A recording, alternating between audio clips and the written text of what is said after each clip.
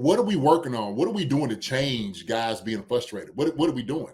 Is our left tackle situation getting better? Well, we got a guy in here, Humphries, that is clearly going to be probably the starter when he comes back. Wanya's been playing hurt. We've seen that, okay? And look, y'all know me. I've been a staunch Wanya Morris supporter. I really have, okay? I really have. And I knew that this game right here. You're turning your badge today? What's that? No, listen. What y'all need from y'all? Y'all want this thing now? Listen. Yeah, you turning your badge, you slam it on the desk. Hey, and like I never thought it was going to get this bad. I think Wanya is a very, he's a talented guy. But watching his feet, watching his hands, and them knocking his hands down so easy, I'm like, he just can't get back there. And you need that base to make a punch. And what it's telling me is his foundation and his base is not solidified enough to make the punch to push a guy back. Okay. You're just throwing an arm up there. And if you're just throwing an arm up there with no power up against it's all upper body, like push, stretch. He's like stretching out when he does it. Yeah. And I'm sorry, the few guys got the upper body strength to be able to hold a guy at bay who's coming full speed at you when you retreated. It's hard to do. It just is. It's just difficult. And so those guys on the side are just too good to think that an arm up there is going to slow them down. And they look so easy because it looked like you were going against a practice player. I'm sorry. That's what it looked like. It looked like your starter's going against a practice player. I hope Wanya gets himself back together physically, because I know he's been out there trying to do it, trying to fight through this thing. And the problem is, because we didn't really have an answer, Keem Suma hadn't dressed out. He hadn't been an answer. It's been an issue. This is the result of it. So DJ Humphrey, who seemed like he's very hungry to get in, he's going to give us a whole lot. He's going to give us a whole lot more than he's hungry, okay, to get these things done, So I just, but for me, even then, if he comes in, and I'm gonna go back to it, if we don't run the daggone football, it don't even matter. We're gonna test out that ACL more than we thought. If we just keep trying to pass the ball around. Now this is our offense, right? And I understand having the confidence to do what you do. I mean, we had a total of 329 yards of offense. The Raiders had 434 yards of offense. Hey, man, that's not good. 26 of 46 passing? 46. So, all right. You want to hear a bad running stat? I don't know if we're going to get into the offense. Yeah. Marcus, go ahead. Yeah, go for it. So out of I'm not counting that last one play kneel down. So out of our 13 drives that we had, real drives, only one time out of those, we ran the ball more than 2 times with our running backs on a drive. Wow. Are you kidding? That's crazy. That is crazy. And it's like we had a bunch of 3 and outs. We had, 2 drives over set. We had 3 7-play drives. We had a 9-play drive. We had a 13-play drive. We had an 11-play drive. Only one of those, we ran the ball with our running backs more than 2 times. I think what played a part in it is that we lost weeks ago, and then we're like looking for our get right game. And I think they're really trying to force the pass, and they want that blowout so bad that they're trying to prove that our passing game isn't, like, I wouldn't say broken, but temporarily out of order, I guess you can say. And I think they're just completely abandoning the run. This seemed like a major effort not to run the ball. Like, they went out of their way not to run the ball today. I mean, you're up 13 points. You don't run the ball after that. Come on, man. More than two times on a drive. Yeah. Yes. I mean, that's classic. I mean, if any time you up 13, it's hit him in the mouth time, right? Lay on your running backs. Come on, baby. Go. Yes. It's a first down. It's a first down. It's a first down. This football season, I'll be putting down normal sodas like Coca-Cola for Olipop. Olipop offers a healthier alternative with its low sugar content and natural ingredients. Olipop is more than just a drink. It's a wellness companion that supports your digestive health.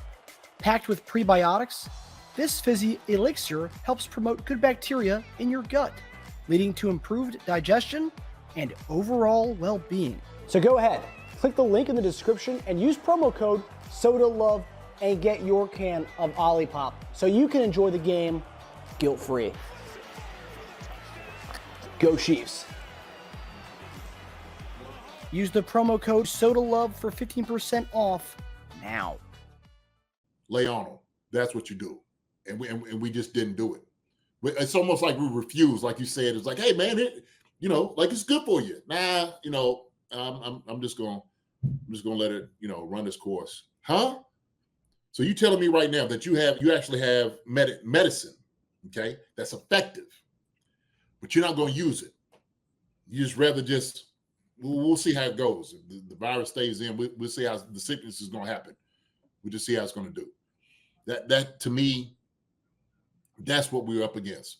We were fighting against ourselves. We were fighting against some of our bad tendencies and hoping everything was going to work out.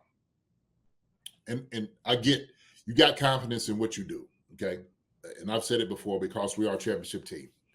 But today we were the Chiefs fighting the Chiefs, going through our what we do most of the time. So, man.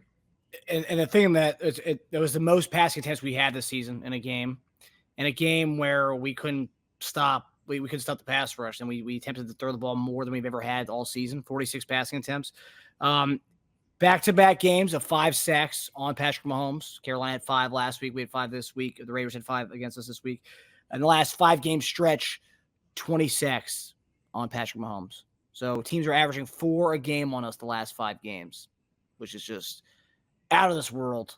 So JD, in your mind, and that everyone's obviously, we talked about DJ Humphries. In your mind, do you think they say he's healthy? And obviously, you talked about game shape takes a while for, it takes some weeks for a guy to get into game shape and playing shape. Do you see DJ Humphries playing next week? And if not, do you think Thuney can play a full game starting next week as our left tackle just for one game if it is 2 more weeks for DJ Humphries? He could probably play next week. Got a little time. So with the time that you got, he could definitely come in the very next game. You could get him ready to prepare it if he's ready. If he feels right, no question about it. I don't see any. He said his body. He said he feels fine. That's what he said. So, a guy saying that, I mean, I trust him. He knows what his body feels like. He know what it can do. And so if he's been out there practicing and just checking it out, why not? Why not do it? I don't think even Joe Thuney can probably go out there. I don't want to chance it. I don't want to chance put him out there if you don't need to. He's an answer. I don't think he's the best answer that we have. I think if you got a guy, you brought him in here to do exactly that specializes at left tackle, if he's relatively healthy, put him out there. That's what I think. So shows you how desperate we are, though, right? Yeah. I mean, for us to have to do that in game, that's like that just shows you the confidence level. It's crazy. The Brown says my wife kept asking me, why was he blocking like that? I said he is in over his head. Yeah, it's a good answer. Great answer. And that was the truth.